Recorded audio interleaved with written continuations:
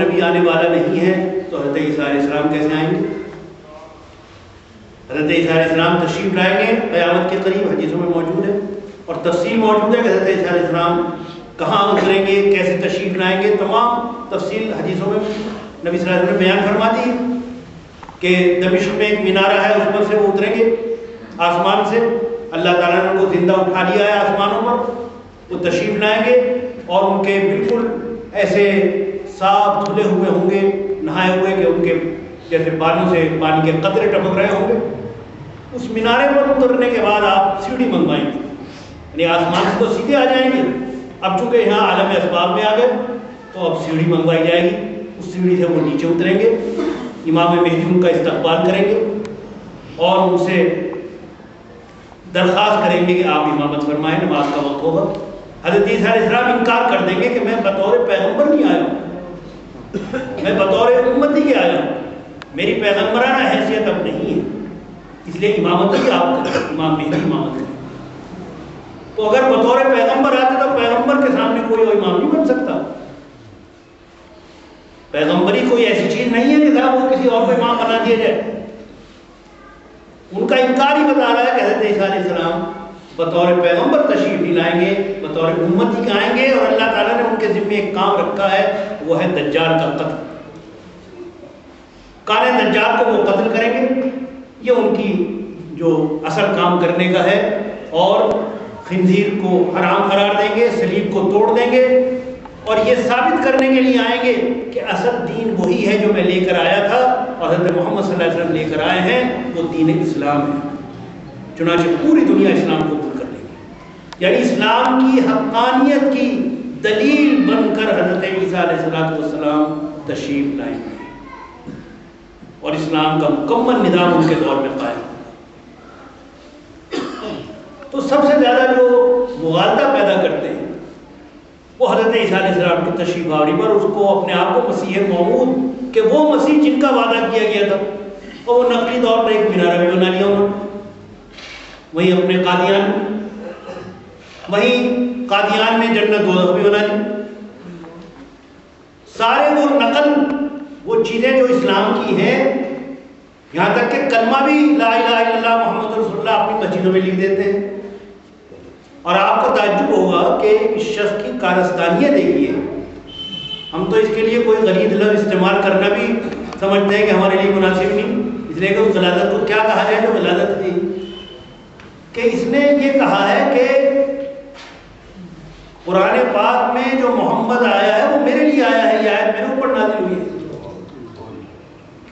محمد رسول اللہ والذین آمنوا معه اشداء علی الکفار رحماء بینہم، یہ آیت میرے اوپر نازل ہوئی، اور اپنا نام محمد بھی رکھ رکھا ہے، احمد بھی رکھ رکھا ہے۔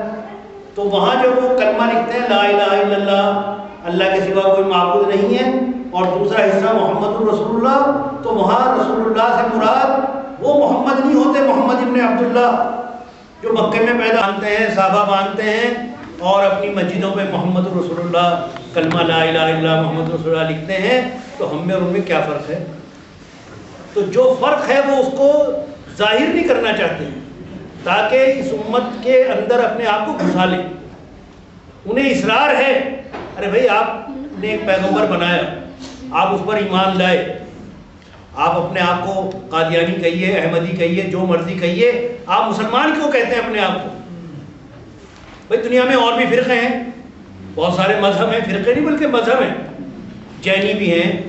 ہندو بھی ہیں، سکھ بھی ہیں، سکھ تو نہیں کہتے کہ ہم مسلمان ہیں، حالانکہ سکھوں کی بہت ساری تعلیمات اسلام سے ملتی جلتی ہیں، لیکن کبھی آپ نے کسی سکھ کا یہ دعویٰ سنا ہے کہ وہ کہتا ہو کہ صاحب ہم تو مسلمان ہیں، ہمارا مذہب بھی اسلامی ہے؟ آخر یہ دعویٰ انہی کی طرف سے کیوں ہوتا ہے؟ جب آپ نے ایک نیا مذہب بنایا، نیا پیغمبر بنایا،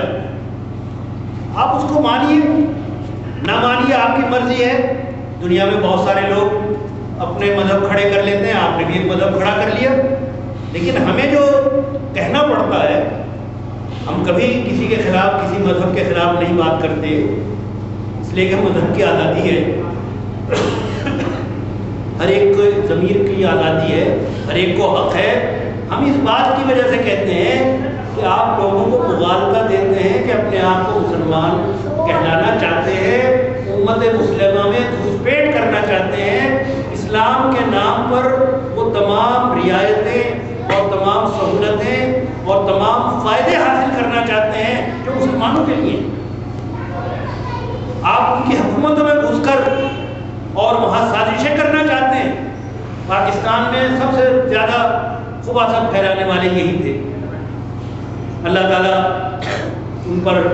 کو جنت نصیب کرے۔ میں تو ان کے لیے دعا کرتا ہوں۔ مولانا سید ابو العلا مودودی رحمۃ اللہ علیہ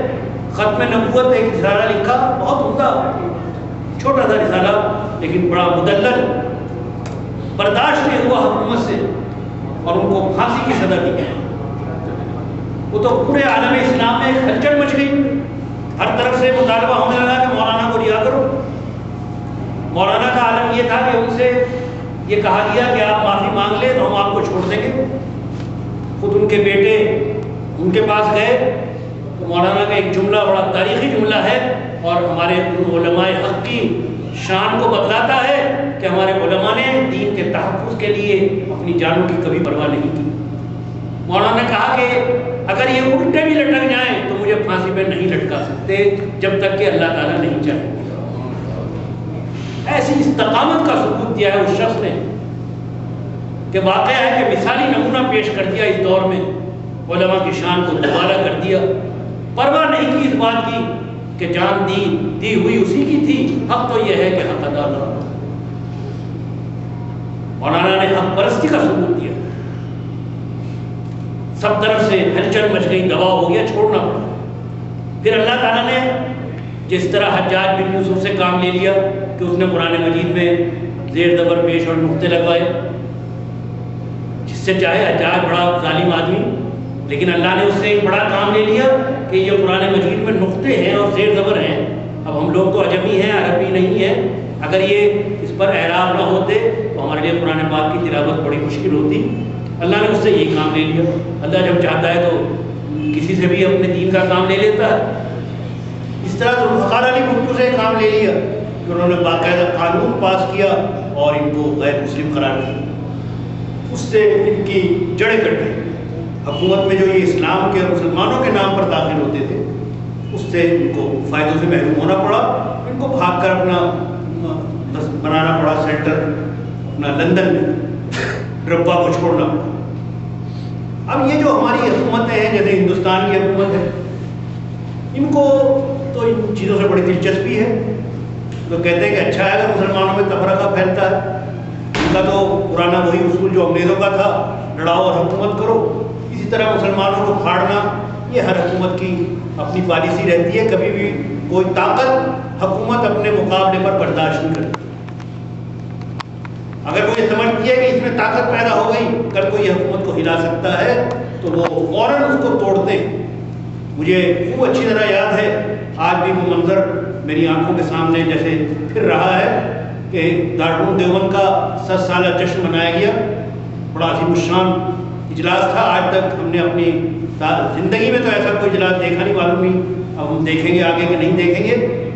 25-30 لاکھ کا ایک مجمع اور پورا سناٹا چھایا ہوا۔ میں بالکل اسٹیج کے پاس ہی بیٹھا ہوا تھا، اندرا گاندھی وہاں پر آئی اور اتنی وہ طاقتور وزیر اعظم تھی، لیکن وہاں ایک بونی سی معلوم ہو رہی تھی، کوئی حیثیت اور وقت نہیں معلوم ہو رہی تھی، اس لیے کہ اتنا بڑے بڑے لوگ وہاں پر موجود تھے، پوری دنیا کے علماء اور دانشور اور مفکر، کہ ان میں ان کی کوئی حیثیت ہی نہیں معلوم ہو رہی تھی۔ تو اس نے دیکھا کہ ارے یہ جو